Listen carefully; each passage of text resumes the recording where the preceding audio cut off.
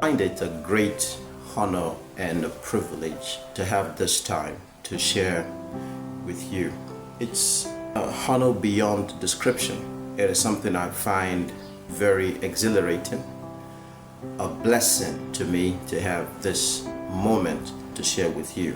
My name is Christian, and it has always been my purpose and life mission to be a voice of encouragement, a voice of hope to somebody out there.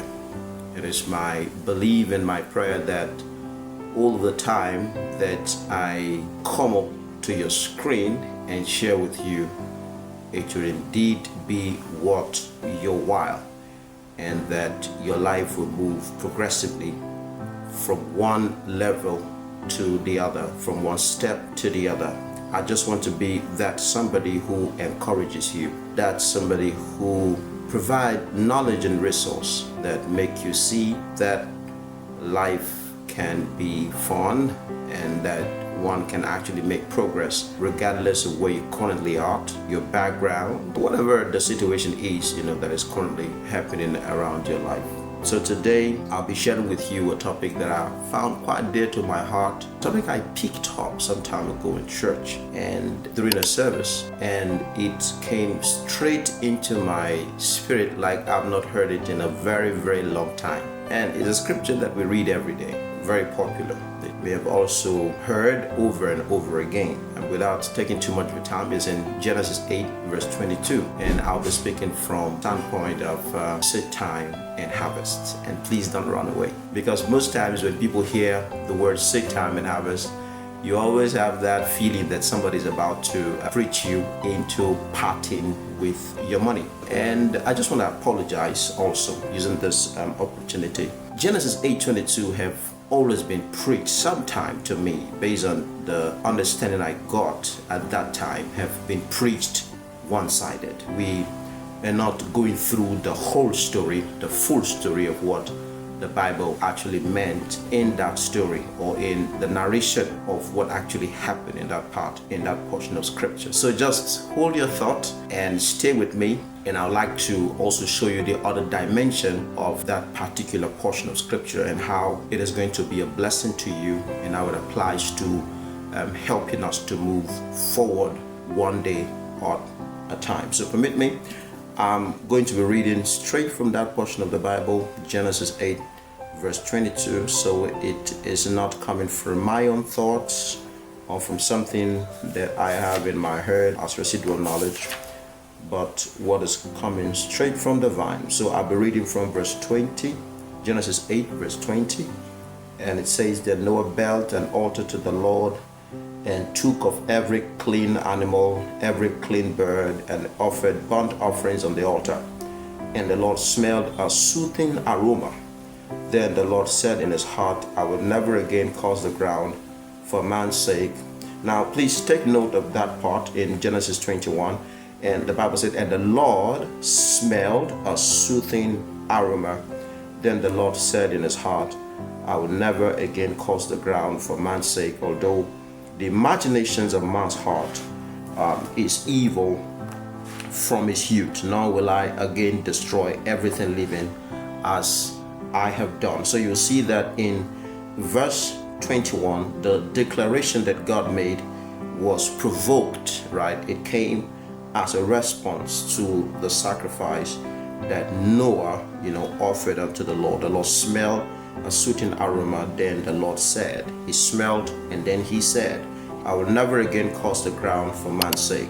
Never again curse the ground for man's sake, right? And that's a declaration.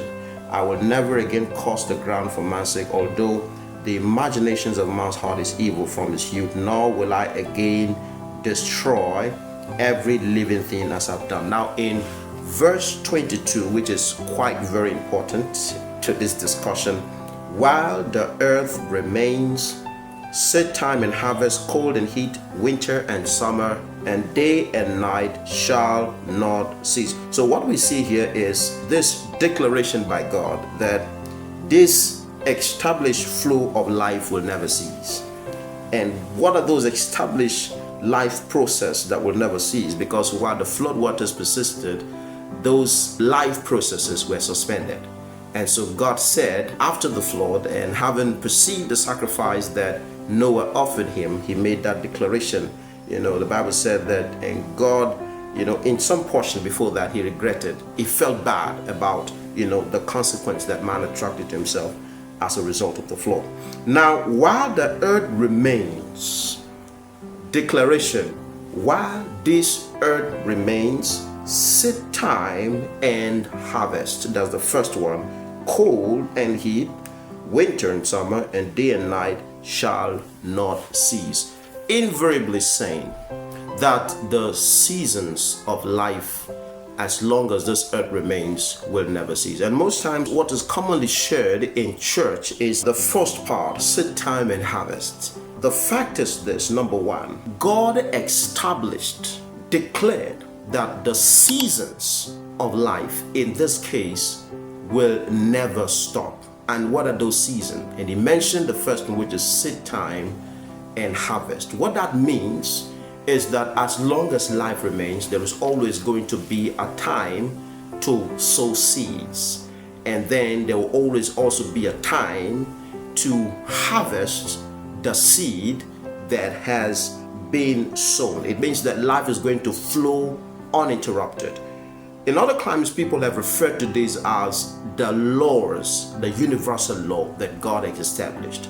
That as long as this world remains, there will always be a time that seed will be sown, and there will always be a time that harvest will be reaped for the seed that has been sown. Now, what that also implies is that life will be governed by changing seasons. There will be a time where it will be the moment to sow seeds. Then there will be a time where it will be the moment to reap the seeds. There will be a time when it is hot, and when you want to interpret it, beyond the allegorical meaning, going through allegorical interpretation, it means there will be a time when it will be hot and uncomfortable, and there will be a time when it will be cold, right? Coming along with all of the effects of the season being cold. Going back to that Genesis 8 verse 22, there will be a time when it will be winter, and there will be a time when it will be summer. Now, for me, this is what I want to share with you. First of all, life is governed by seasons. And so, every one of us must be conscious of the particular season of life wherein you find yourself, because all of the seasons as mentioned have their requirements. They have their different experiences and different requirements, right? If you must succeed in the seed time, then you must do the things that are needed to be done during the seed time. And the same way, if you must succeed in the harvest time, you must also have done what is needed to be done for you to make the most of the harvest season. The same thing when it is cold, there are requirements to be met. When it is hot, there are also requirements to be met when it's winter and when it is summer. Now, what you get out of all of these seasons, seed time and harvest, depends on what you do within that season.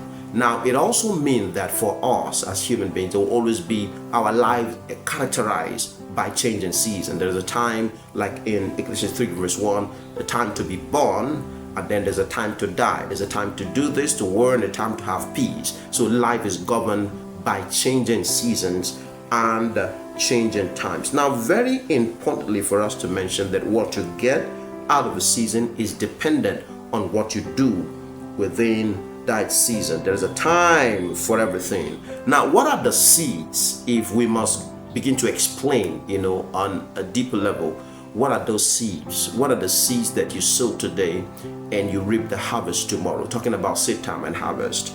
It's not just money. Your seeds in choices, your seeds in decisions, your seeds first in your actions, of course, your choices in the midst of many other alternatives, your decisions when it becomes necessary or critical. Those are your seeds, right? Those are your seeds. It's not just your money, because all of these things if we do not do right by them, if we're not careful of the actions that we take, not careful of the decisions that we take, not careful or not very conscious of the choices that we make, all of that together, sometimes even just part of them, will culminate, will eventually produce a result that we will see as an outcome in the future. So set time and harvest isn't just about money. It's about the choices you make today. It's about the decisions you're taking today, or even those that you fail to take.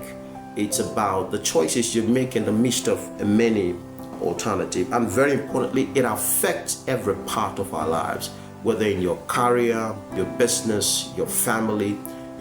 Every outcome is a product of a seed. Every outcome is a product of a seed. Every outcome is a product of a seed. Every outcome is a product of a seed. So if a person is not happy about the direction that his life is taking, I think one of the first places to check is to look at what kind of seed has been sown over time. So today's results are fruits from yesterday's seed. Now, what are the features of a seed time? Very importantly, I must mention, a seed time is characterized by pain. Of course, for those of us who have been in the village and you've been involved in farm work, you will know that seed time is not always the most enjoyable time, but you have to do it if you must get some harvest. It's characterized by pain. It's characterized by sacrifices. I remember those days where you wake up by 5 a.m. because the farm is quite far from the town, and you have to go maybe sometime with a motorcycle to get to the place, to get there early before the sun rises, and then you begin to do the work. So it requires that you make sacrifices.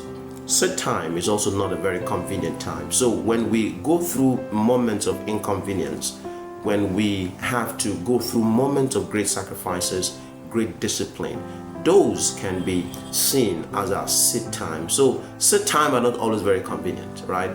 And they are needed, because without pain sowing those seeds, then the harvest for tomorrow is not guaranteed. I would like to also mention that between the seed time and harvest, there is always that waiting period, because you don't reap your harvest the same day that you sow your seed. So it's important to know that you may have to sometime wait a little bit before your seeds will begin to produce the result. But what do you do well in that waiting period? We've been advised to engage the habit of gratitude, to engage also the spirit of warfare, because the Bible said that when men slept, the enemy came and sowed tares. So sometimes you may have sown very fantastic seeds, but at the end of it, the result may not be as expected, like we saw in that portion of the Bible. And great seeds were sown, wheat were sown, but then tares came in as a result of the activities of the enemy. Waiting time is a time to also engage in spiritual warfare. It is also a time to engage in gratitude, to be hopeful, to engage the spirit of faith, the gift of faith, while waiting for God to return, the result, or to return the harvest on the seeds that we've sown. So what is the admonition for us today? We must be conscious of our seed time. Young girl, young man, old man, middle-aged man, you must be conscious in your career, in your job. You must be conscious of when it is seed time, because it means that is the time you need to pay the price for the future. You have to, that you wish to see tomorrow. Now, I would like to say this. Many of us think that by being religious, by being believers, by being confessing faith, things just happen. Things don't just happen. There are no chance outcome in life. Every outcome is a product of a seed that had been sown yesterday. So on the job, you must pay the price. You must do excellent job to get promoted. You must be seen to have capacity, right, to move the company forward, or to deliver the goals that the company seek for you to be given higher responsibility. In business, you must pay the price. You must do the work. So it goes beyond confessing. It goes beyond holding on to faith. It goes beyond even prayer. Prayer is a kind of seed on its own. But prayer is completely void and paralyzed when the faith behind prayer does not have any other action outside the prayer itself. It will be a misnomer, it will be an error, right? So every outcome in life is a response to the seed that has been sown. So you must be conscious of when it is your seed time. You must be sensitive, spiritually sensitive, to know when it is your seed time. Sometimes that job on which you are doing so much and it seems nobody even knows you're doing anything may be your seed season, right? The seed season where you invest in your time but getting knowledge in return, invest in your time but getting building capacity in return. And tomorrow the harvest comes and everybody begins to wonder, how did you get there? You got there yesterday because yesterday you planted some seed which today is germinating. Now, I've mentioned also that if your life is not heading in the direction that you really want it to head, I think the first place to check is the kind of seed that you've sown yesterday. Have you been sowing seed of mediocrity? Have you been sowing seeds of laziness? Have you been sowing seed of faith without action? Because many of us, that's what we do, right? Have we been sowing seeds of corruption? The country is not moving where we want to have it move to. What do we check? We check our seeds. We've not been sowing seeds of integrity, seeds of hard work. We've been sowing seeds of corruption. And so it's a no-brainer to see that we're not headed in the direction that we truly want to head to. Now, final word, I would also like to say this in closing, that you can be anything that you want to be. I've come to agree with that fact. But the trouble with that statement is that it comes with a lot of responsibility. And it is that responsibility that many of us are not ready to get to have a discussion around. Anybody can be anything, but can every one of us pay the price needed to become that very thing? And that's where the challenge is. Everybody wants to get promoted, but how many of us are willing to sow the seeds that leads to promotion as a harvest tomorrow? And that's the crux of the matter. That's the pain today.